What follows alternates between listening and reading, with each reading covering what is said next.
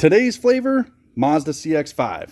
And we're going to do some tie rods, both the inner and the outer, and we're going to show you how that works. The front end here, it's not too hard, not too bad of a job. Bought some Amazon cheapo tools to help us out.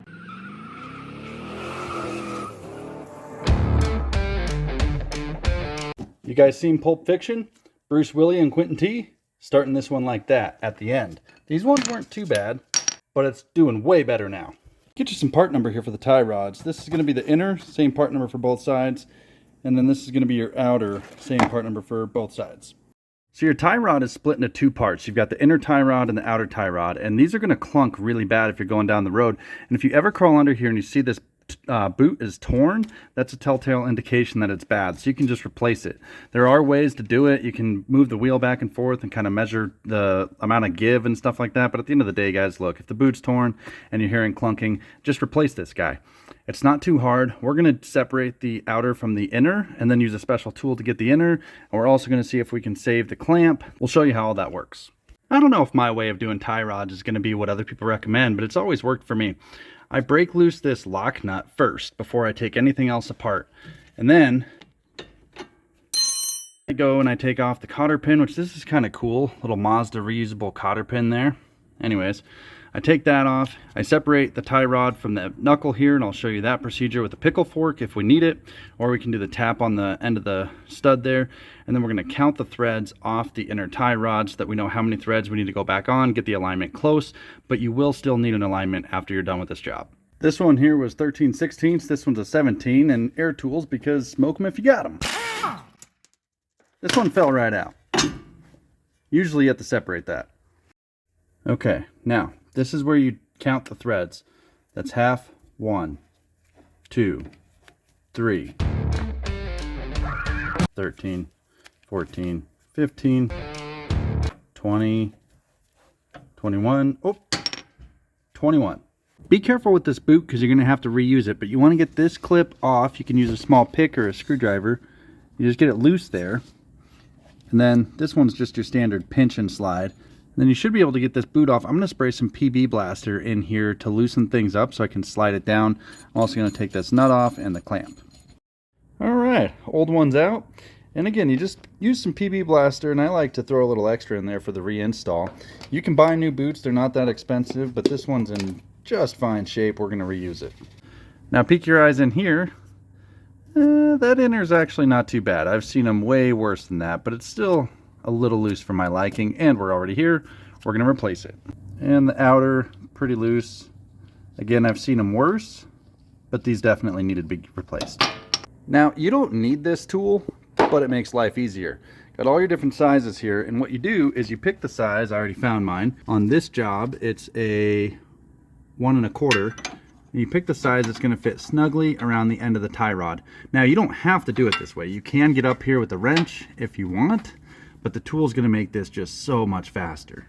So here's how it works. I'm going to slide this in from the top so it stays put, and then I've got my tool. See how it's got the notches there that go over the teeth? Just like that, and then you use a 1/2 inch drive to pull it off.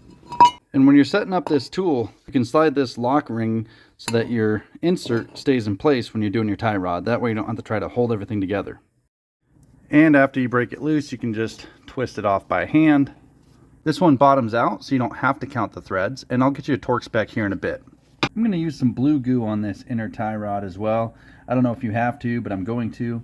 And the torque spec's between 50 and 70. I'm going to go on the high end of this because I got some rough roads around here.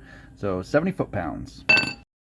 And real quick, just for comparison's sake, this stays in place.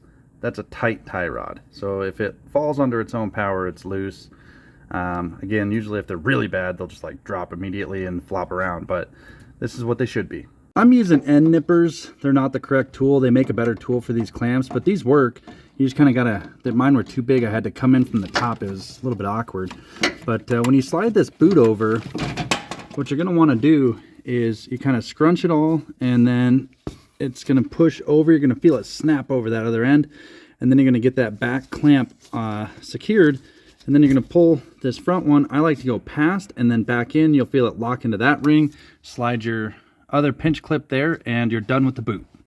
You're going to want to grease your tie rod ends. Don't forget that. You'll wear them out super quick.